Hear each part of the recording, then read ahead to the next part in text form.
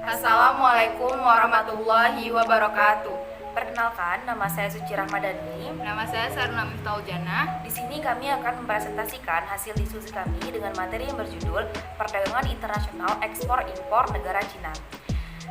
Kami di sini akan membahas mengenai yang pertama, pengertian perdagangan internasional, yang kedua, keuntungan dan kerugian ekspor impor negara Cina, yang ketiga, alasan negara Cina menjadi negara yang memiliki tingkat perekonomian yang tinggi, dan yang keempat ialah perizinan dan syarat melakukan ekspor impor dari negara Cina.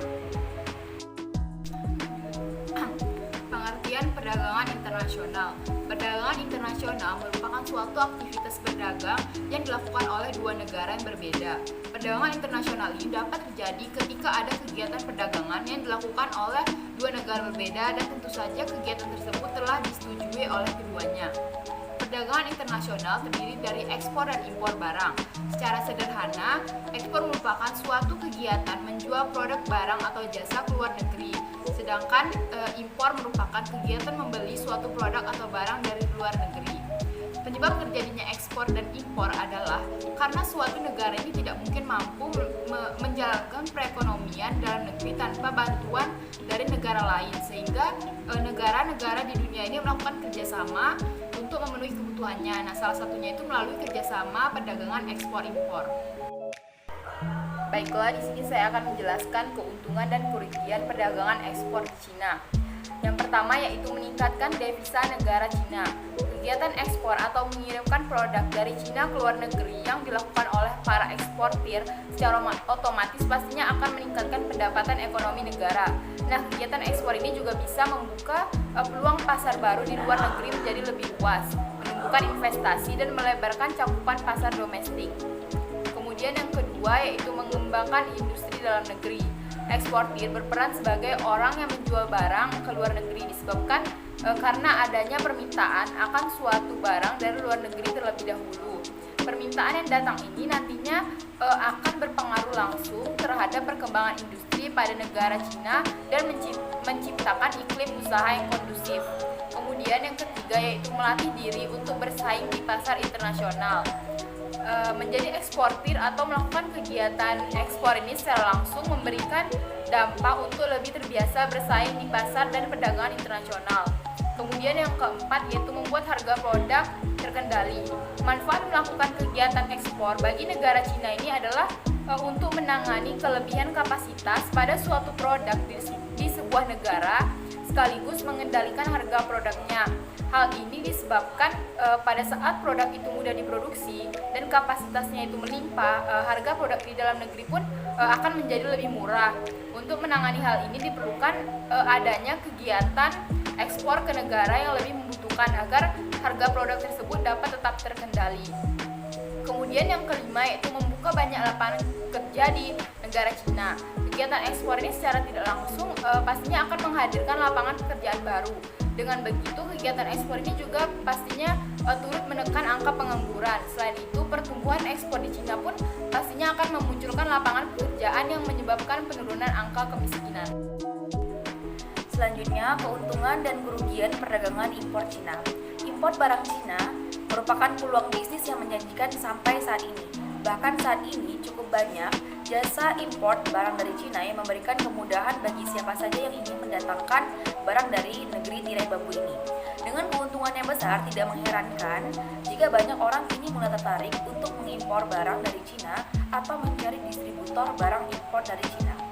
Jika dibandingkan dengan negara seperti Korea, Jepang, Thailand, Amerika, dan Vietnam, mengimpor barang dari Cina lebih menguntungkan. Di sini saya akan menjelaskan beberapa keuntungan dari impor barang Cina. Yang pertama, barang impor dari Cina memiliki varian yang unik. Supplier atau produsen produk di Cina selalu melakukan inovasi sendiri terhadap produk atau barang yang telah mereka buat. Otomatis, kita bisa mendapatkan banyak barang unik dan langka yang diproduksi di Cina. Tidak hanya itu, barang tersebut pastinya akan sangat jarang ditemui oleh produsen di setiap pasar karena memiliki karakteristik tersendiri. Yang kedua, banyak pilihan produk dengan harga yang murah. Seperti yang kita ketahui, masyarakat Indonesia kebanyakan termasuk kategori menengah ke bawah. Dengan kondisi ekonomi tersebut, maka mereka lebih fokus mencari harga yang murah dibandingkan kualitasnya. Selain itu, masyarakat juga memiliki sifat konsumtif yang ingin sering ganti produk dalam waktu singkat. Hal ini sangat jelas menguntungkan bagi importir, apalagi pangsa pasar di Indonesia yang sangat luas. Untuk itu, negara Cina mendatangkan produk-produk dengan memberikan harga-harga yang murah karena mengetahui bahwasanya target mereka sangat menyukai barang-barang yang dijual dengan sangat murah. Yang ketiga, bisa memilih kualitas barang yang akan dijual. Banyak orang mengira bahwa barang dari Cina mudah pecah dan tidak tahan lama. Itu merupakan persepsi yang salah. Produk impor Cina dijamin memiliki kualitas terbaik dan bagus karena sebelum barang tersebut atau produk tersebut siap untuk diimpor, pastinya akan melalui proses pengecekan terlebih dahulu. Jadi kita tidak perlu khawatir mengenai kualitas produk yang diberikan oleh Cina. Yang keempat, dapat menjadi supplier untuk perusahaan. Produk impor dari Cina tidak hanya bisa dijual langsung kepada masyarakat, importir juga dapat menjual kembali produk tersebut kepada perusahaan-perusahaan dengan layanan jasa import door-to-door murah. Importir dapat menawarkan diri untuk menjadi penyuplai logistik perusahaan yang menginginkan produk dengan harga murah. Yang kelima, dapat berbagi ilmu impor dengan mengadakan seminar. Selain mendapatkan keuntungan dari menjual barang-barang impor di Cina, ilmu yang sudah dimiliki sebagai importir barang dari Cina juga dapat dibagikan melalui seminar-seminar kecil. Dalam seminar tersebut, kita dapat membagikan ilmu seputar keuntungan mengimpor barang dari Cina, teknik impor, door-to-door, dan lain-lain sebagainya. Saat ini cukup banyak dijumpai iklan para importir yang mengadakan seminar cara mengimpor barang dari Cina dengan tarif yang tidak murah. Maka seminar tersebut menjadi banyak perhatian dari masyarakat untuk mengikuti jejak kesuksesan importir dari Cina. Dan yang terakhir yaitu dapat menjadi penyuplai logistik untuk pemerintah daerah. Selain menjadi penyuplai untuk perusahaan, importir barang dari Cina juga dapat menyuplai logistik untuk pemerintah daerahnya. Dengan cara ini, importir akan mendapatkan keuntungan yang konsisten karena kebutuhan logistik yang bersifat berkelanjutan. Kerugian dari impor barang di Cina. Yang pertama, produk-produk dan perindustrian dalam negeri tidak dapat berkembang dengan baik. Salah satu dampak negatif dari kegiatan impor adalah terhambatnya perkembangan produk dan perindustrian lokal karena terus-menerus kedatangan produk impor sehingga tidak dapat bersaing bila kualitasnya terpaut cukup jauh. Jadi meski demikian, dampak negatif ini dapat teratasi bila negara tersebut juga mampu berinovasi dengan baik. Yang kedua, meningkatkan angka pengeluaran negara. Dampak ini adalah suatu kepastian karena untuk melakukan impor, negara harus mengeluarkan biaya dan semakin banyak serta semakin lama suatu negara melakukan impor, akan kian meningkatkan besaran pengeluaran negara sehingga hal ini dapat menyebabkan ketidakefektifan pengeluaran negara yang mungkin dapat dialokasikan untuk pembangunan dalam negeri. Yang ketiga, adanya peningkatan angka pengangguran. Dampak ini dapat berlangsung bila impor menjadi suatu ketergantungan dan negara tidak dapat berinovasi untuk menurunkan nilai impor dan meningkatkan produktivitas dalam negeri. Karena tidak adanya lapangan pekerjaan yang untuk melakukan produksi untuk sektor produk yang diimpor, tentunya banyak tenaga kerja yang tidak mendapat lapangan pekerjaan dan berimbas pada peningkatan pengangguran. Yang keempat, dapat melahirkan budaya konsumerisme dan ketergantungan terhadap produk impor. Seperti yang kita ketahui bahwasanya Cina menjual barang itu termasuk harga yang murah. Nah, pastinya masyarakat luar itu berlomba-lomba untuk membeli barang dari Cina. Produk impor yang terus-menerus masuk tentu memiliki kualitas baik dan tentu harga yang lebih mahal bila dibandingkan ketika produk tersebut buatan lokal. Jika hal ini menjadi suatu ketergantungan, masyarakat dapat masuk dalam budaya konsumerisme hingga ketergantungan terhadap produk impor yang membuat tak acuh terhadap produk lokal sendiri. Mengapa negara tersebut? Sejak akhir 1970-an, pemerintah Cina telah melakukan berbagai upaya untuk meningkatkan ekonominya, termasuk membuat perencanaan pusat yang agresif, memanfaatkan keunggulan tenaga kerja yang murah, mendevaluasi mata uang, dan mengembangkan sistem pabrik yang kuat untuk menyebarkan produknya ke seluruh dunia. For your information, mengapa Cina menjadi negara terkuat di Asia? Karena Cina merupakan negara yang banyak meminjamkan uang kepada negara-negara berkembang yang lain. Dengan begitu, Cina dapat memiliki kekuasaan dan kekuatan untuk memerintah suatu negara karena alasan hutang piutang yang telah diberikan oleh Cina kepada negara tersebut. Kesuksesan Cina diawali dengan serangkaian reformasi ekonomi di era Deng Xiaoping 1978-1989. Reformasi ini membawa perekonomian Cina yang dulu terisolasi menjadi lebih terbuka. Sejak itulah, ekonomi Cina tumbuh 10% di atas rata-rata per tahun. Dalam waktu 3 dekade, Cina telah berhasil mengalami kemajuan di bawah kepemimpinan 4 presiden, Deng Xiaoping hingga Xi Jinping.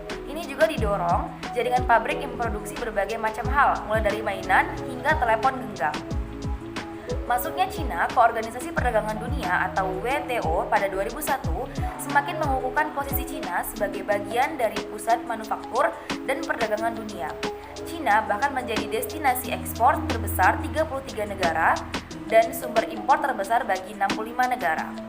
Investasi Cina terus tumbuh dalam periode 2015 sampai 2017. Cina menjadi sumber investasi terbesar kedua di dunia dan menjadi penerima aliran investasi terbesar kedua di dunia.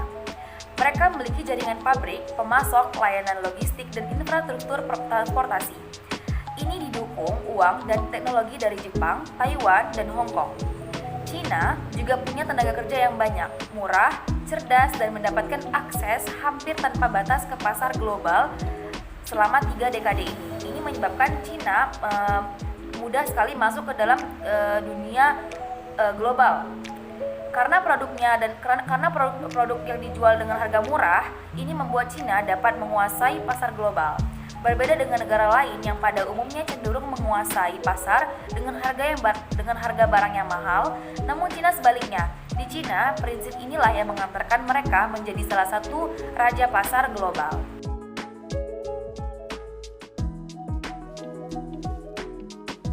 Menjadi salah satu alasan kedua negara mengintensifkan kerjasama penjualan secara besar-besaran.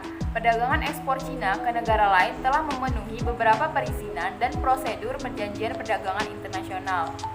Izin ekspor. Izin ekspor tersebut meliputi poin-poin tata cara pengeluaran akses untuk melakukan perdagangan secara internasional, termasuk perdagangan untuk ekspor barang dan jasa ke Cina. Izin ekspor tersebut meliputi yang pertama yaitu angka pengenal ekspor. Perizinan ekspor untuk eksportir barang-barang umum yang memiliki jangka waktu sekitar 5 tahun. Kemudian yang kedua yaitu angka pengenal ekspor sementara yang berlaku dalam jangka waktu sekitar 2 tahun. Kemudian yang ketiga yaitu angka pengenalan ekspor terbatas yang digunakan untuk perusahaan penanaman modal dalam negeri dan penanaman modal asing. Kemudian yang keempat yaitu APES produsen untuk perusahaan yang melakukan kegiatan produksi diikuti dengan kegiatan ekspor barang secara langsung untuk produk bahan baku bagi industri di luar negeri. Kemudian yang kelima yaitu eksportir produsen mendapatkan izin dalam melakukan kegiatan ekspor dari Kementerian Perdagangan Republik Cina dan izin dari Kementerian Perindustrian Republik Cina. Kemudian yang keenam yaitu memiliki tanda daftar perusahaan atau TDP, nomor pokok wajib pajak NPWP, memiliki surat izin usaha perdagangan SIUP dan memiliki surat izin usaha dari Departemen Teknis atau lembaga pemerintah non-departemen sesuai peraturan perundang-undangan yang berlaku. Selanjutnya, prosedur impor yang dilakukan untuk mengirim barang ke dalam negeri sebagai berikut. Yang pertama, pembuatan kontrak pembelian atau sales contract. Yang kedua ialah membuka letter of credit atau LOC. Yang ketiga ialah shipping document. Yang keempat, melakukan penyelesaian tagihan melalui bank mitra. Yang kelima, proses penyerahan bill of lading atau BOL. Yang keenam, melakukan penyelesaian PABN. Dan yang terakhir ialah menyelesaikan wesel pada tempo yang ditentukan.